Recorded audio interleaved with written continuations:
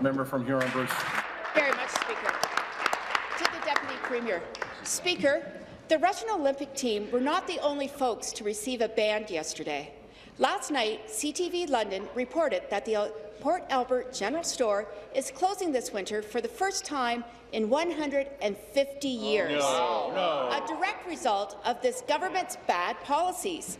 6 employees will be out of work this winter just before Christmas. When it reopens this spring, Speaker, the Deputy Premier, a summer client, will no longer be welcome there. Can the Deputy Premier explain to the House why she has been banned from the Port Albert General Store and tell us how many other Liberal caucus members have been banned from small businesses throughout the province because of their bad decisions? Be seated, please. Be seated, please. Thank you. Deputy Premier. To the Minister of Labour. Minister of Labour. Speaker, perhaps the member opposite could explain when you had the chance to stand up for working people in the province of Ontario. Speaker, you turned your backs on.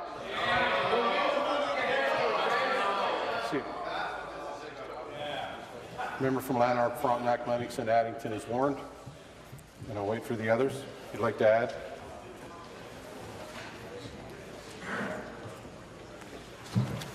To the chair, please.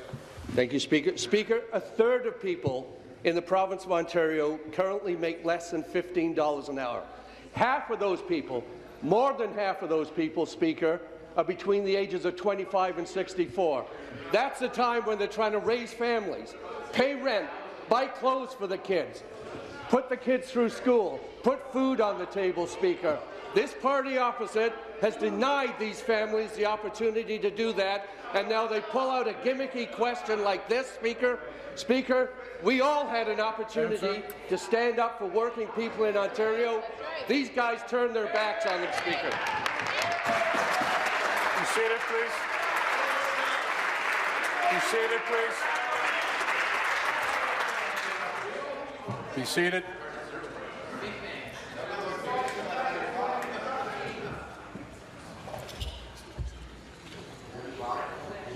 The Minister of Infrastructure is warned.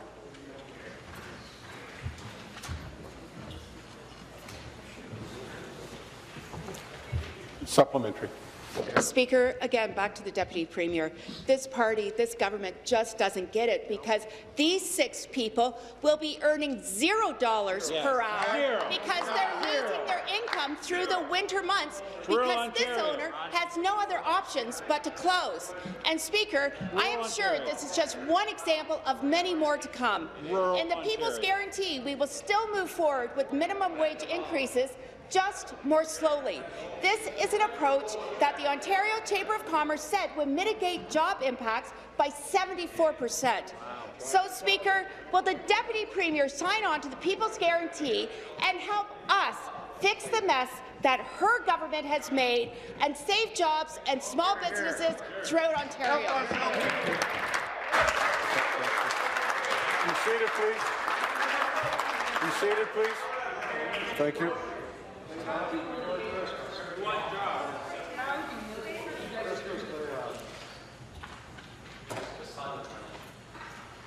Member from Lambton, Kent, Middlesex is warned. You all want to get the last word? I do.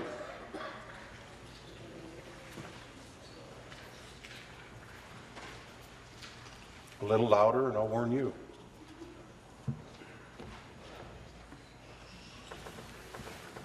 Minister.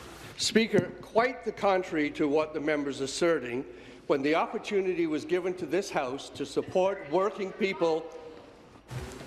The member from Huron-Bruce is warned. Carry on. Thank you, Speaker. To support working people in the province of Ontario, these guys refuse to stand up and be counted, Speaker. The Ontario economy is leading the G7 in economic growth. We've got unemployment numbers so low, Speaker, that we haven't seen in decades, Speaker. The Ontario economy is doing well, Speaker, and when this party had an opportunity to vote just last week, they voted against paid sick days for Ontario workers. They voted against child death leave, crime-related leave, disappearance leave, pregnancy leave, domestic violence and sexual violence leave, Speaker. These folks had an opportunity to stand up for working people in the province of Ontario. Member from Nepean Carleton is warned. I'll do this all morning if you like. Carry on. Speaker, and then they put out the glossy magazine that tells us they've lost $12 billion in costs. They don't know what to do to it, Speaker. Then they tell us they're going to roll back the minimum wage, Speaker. Ontario workers have started